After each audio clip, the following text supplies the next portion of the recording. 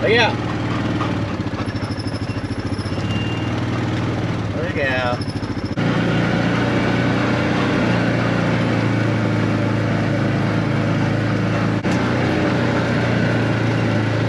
Let's go. Come on, kiddos. Go, go, go. In you go. Move up, move up, move up.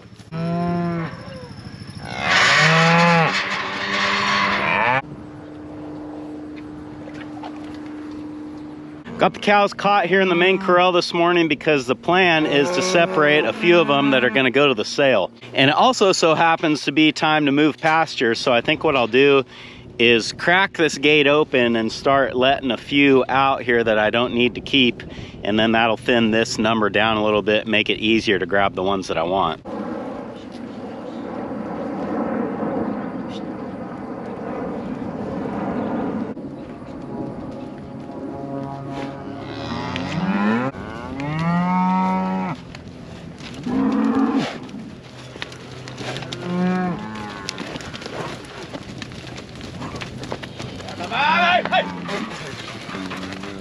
Not you.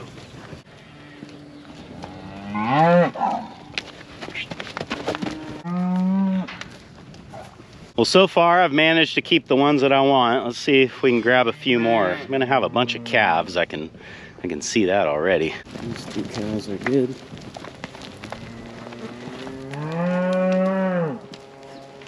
You're good. You're good. Oh, you're not good. You gotta stay. We got number 18, steer, number 19, 26, and the other steer. So all the adult cattle in the pen here are the ones that I want. Of course, I've got a bunch of calves that I don't need. So yeah, now we just gotta separate them. And the smart way to get the adult cows out is to bring them back here into the working corral, because the trouble with calves is they rarely have the courage to go anywhere by themselves. They would much rather follow a cow. The cows are a lot likely to go through that gate, and the calves are a lot likely to stay back, and really I need them to do the opposite. I probably should not attempt this, but I just could get like all of these calves right now. They're all in the right spot. If I can get in the right spot. I'll get some of them.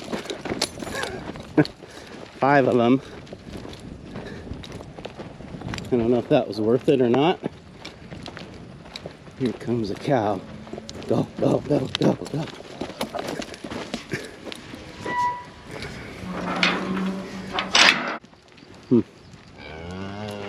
Well, this never happens.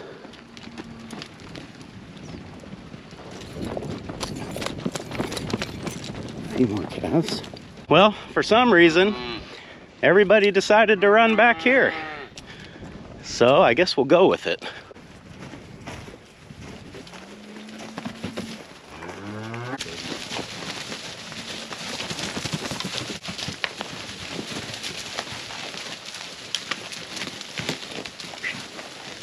Well, you can see the cows always go for that gate because they know that's the way out, and the calves really don't. But we might be able to get the calves to come back in here, because the cows know that this is the way to the chute, and they probably don't want to come back here.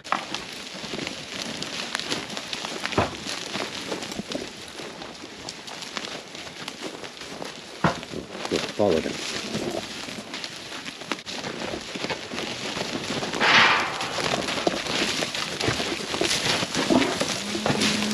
There you go.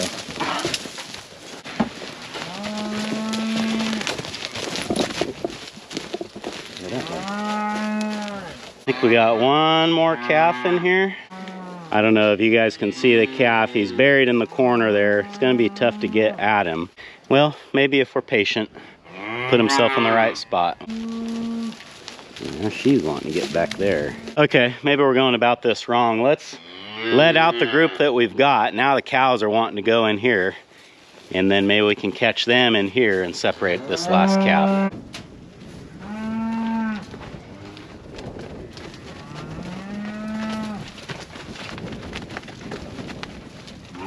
Oh, I do have a paddle here. I was kind of missing that. All right, so I got all the calves out of the tub alley here. Got the gates closed, so if cows come back here, that's fine. We can hold them here.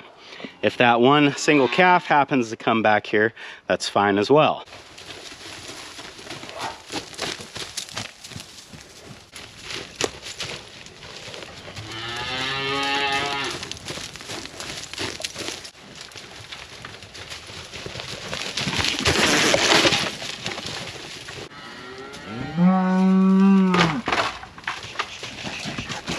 Well, good deal. We got all the cows here in the tub alley, and the calves are separated in the big corral. I'm gonna go ahead and open the gate for them so they can get back out with their mothers.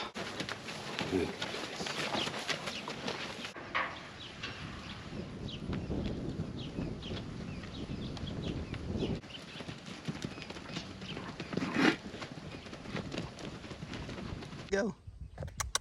Go. It's okay. All the calves are out of the corral now, and I have closed this gate again. And the reason that I do that is not because I'm gonna bring these cows out into the big corral. In fact, the plan is to not do that. But there's always a chance when you're working a group of cows like this and they seem a little bit agitated to me, there's always a chance that one jumps over the fence trying to get back out with the main herd. And if one does decide to do that, then we'll at least keep her contained in the big corral where it's easy to get her again. Once I get these girls loaded up and in the trailer, it's safe to open that, but for now, we're gonna leave it closed. You know, those cows ran back in there and we kind of got working a little bit sooner than I expected, and I just realized that I never properly started the video, but yeah, you know, it's a little late now. You guys have seen it before. But now that we got those girls caught, just gotta run back home and grab the trailer.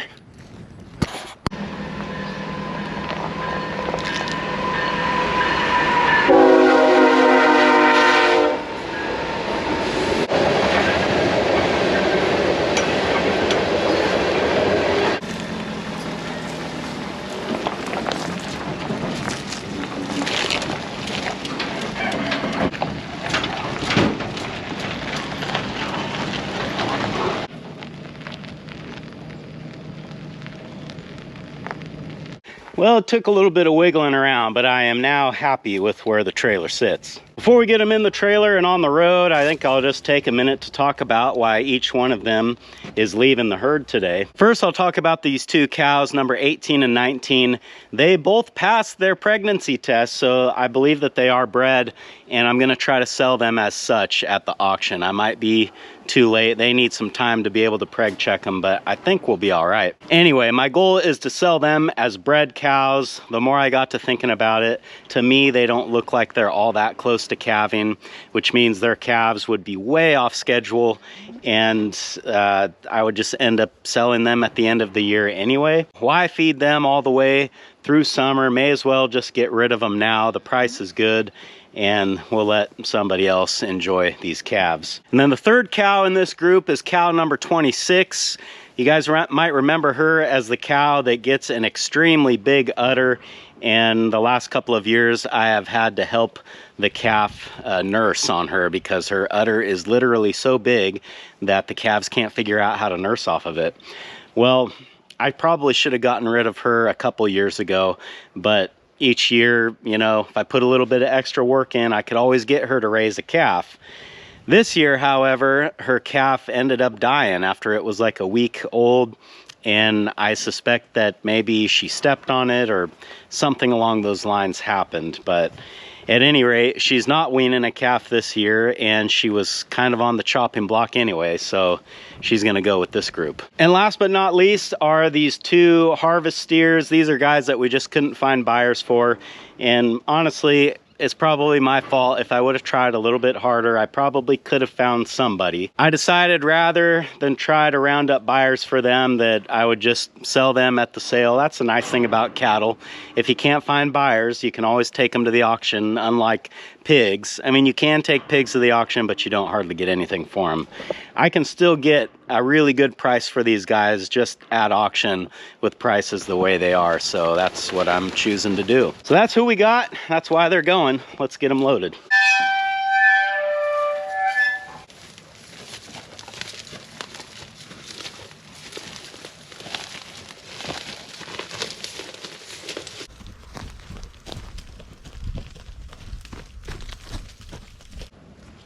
gotta be one. Why aren't you going?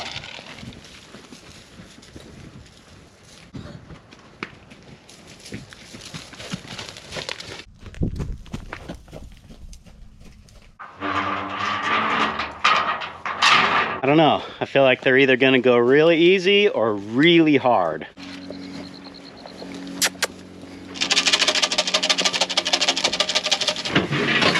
One at a time.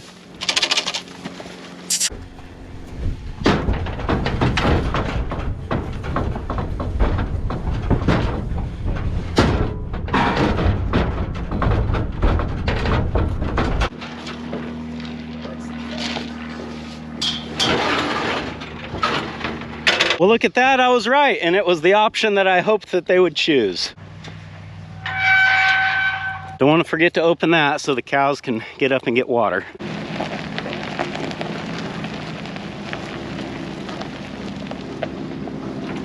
Got my paperwork filled out, just got to start the latest episode of the Grazing Grass podcast and we can hit the road. What's your farm's name? What herd and pasture?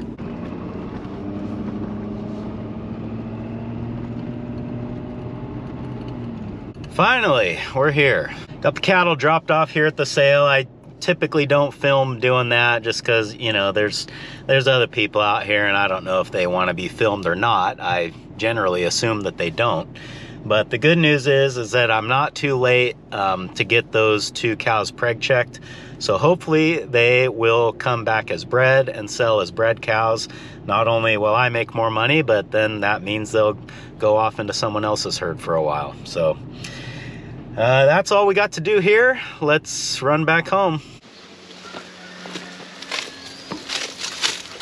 Well, we're back home now, and I guess I should do the right thing and wash the trailer. What do you think, Callie? It is pretty messy.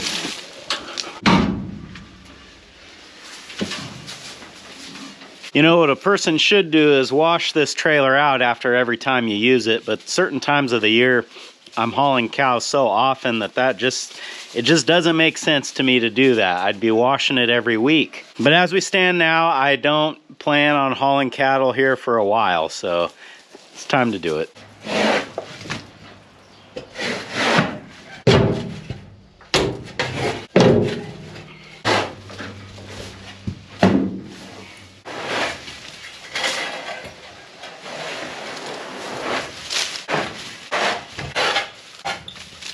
All right, we got phase 1 complete. I found that even though it's a little more labor intense, you really save a lot of time by shoveling this thing out before you get the pressure washer.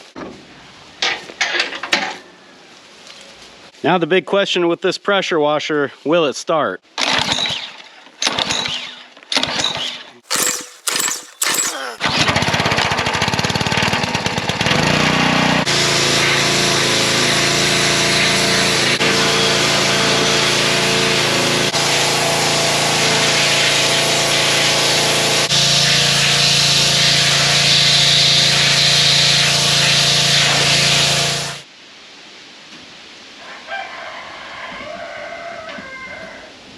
Well, there we go, clean enough to eat off of. I mean, I wouldn't eat off of it, but somebody could. Today I got the first batch of Cull cows off the ranch. We sold 3 of them, but as you may or may not know, I've got 5 replacement heifers coming in. So what that means is that in order to maintain a stable herd number, I've still got to cull 2 more cows this year. Because if 5 more are coming in, then 5 have to go out. Not exactly sure who those last 2 are gonna be. I have a couple in mind, but as of right now, every single animal that you see out here is raising a calf and serving a purpose. Oh. Well, almost every animal out here serves a purpose. I shouldn't do this, you know? I'm making too much of a pet out of this guy. I guess I'd rather have a pet than a bull I gotta worry about. He has always seemed really gentle, but I'll be honest with you, he does scare me a little bit because you just look at all the muscle mass in that neck. If he just flipped his head to the side, he'd put me right on the ground. Maybe I shouldn't say he scares me because I don't think he's got ill will. but I'll say that I have a lot of respect for him. Had a few people asking about the teen mom calf, and here she is, number 30. To me, she doesn't really seem like she's growing that much. You see that red number 31 standing next to her. That calf was born several weeks after she was, and they're almost the same size. At any rate, I think the calf looks good. It's healthy. It's just not real big. And if I was to raise it on the bottle, it wouldn't look any better. So I'm still calling this a win, even though that calf is probably not as big as it could be. Well, like I said before, it is sure nice to look over these cows and know that every single one of them has got a calf. And we've lightened the load on this pasture a little bit, and I think the timing is just about perfect to do that. Get a lot of people that ask me, don't I feel bad when I have to sell cows, or doesn't it bother me to have to do that? And the truth is that, yeah, I mean, I do feel a little bit bad about it. You know, some of these cows, especially the older ones, have been around for so long, and you just kind of get used to having them around. You kind of start to know them a little bit. But unfortunately, we cannot keep them all, and you've kind of always got it in the back of your mind that this is going to happen one day. One more thing I want to do in this video, because it'll kind of be an ongoing test or something that we can kind of visit again and see if it's working. I bought a wasp trap, and if you've followed this channel for any length of time, you know that we have a big problem around here with wasps. I've never had a trap that works, but I've also noticed that most traps are actually for yellow jackets, not wasps. And while those two insects may look similar and both sting you, they are actually different, and they are attracted to different things. This, on the other hand, is an actual wasp, well, what else? Carpenter bee and mud dauber trap. I've seen some videos online where they were having good luck with these, and they were catching wasps, not yellow jackets. So I want to try to hang this up by the squeeze chute and see if I can catch anything. You guys know that I love this squeeze chute, but my nickname for it is the wasp habitat, because there are just hundreds of little holes, perfect little spots for wasps to hide. They love this thing. Really, they love this whole working corral area. There's nests all over the barn. Yeah, they're just everywhere. To my understanding, it doesn't use any kind of a lure or pheromone or anything like that. But I guess they are just supposed to be really attracted to this pattern. So we are gonna find out. And I guess this cage here is just so, like, if it falls down or something, it doesn't get a bunch of dirt stuck to it, or if it swings and hits a building, or, you know, whatever it might do. It's gonna hopefully stay relatively clean. So I decided to put the trap up here because this will get afternoon sun and morning sun. And back, you know, a few years ago when I worked for the county, part of my job was going around and setting out these kind of bug traps. We weren't trying to catch wasps, we were trapping other things. But part of the way that we were instructed to do that was to put these brightly colored traps in direct sun, so the color really pops. And I think that, you know, if this is gonna work, it'll work right here. Well, I guess now we sit back and let that do its thing, and, you know, here's hoping. That's the magical cure I've been looking for. Thanks for hanging out with me today, guys, and I hope I'll see you again on Farmer Tyler Ranch.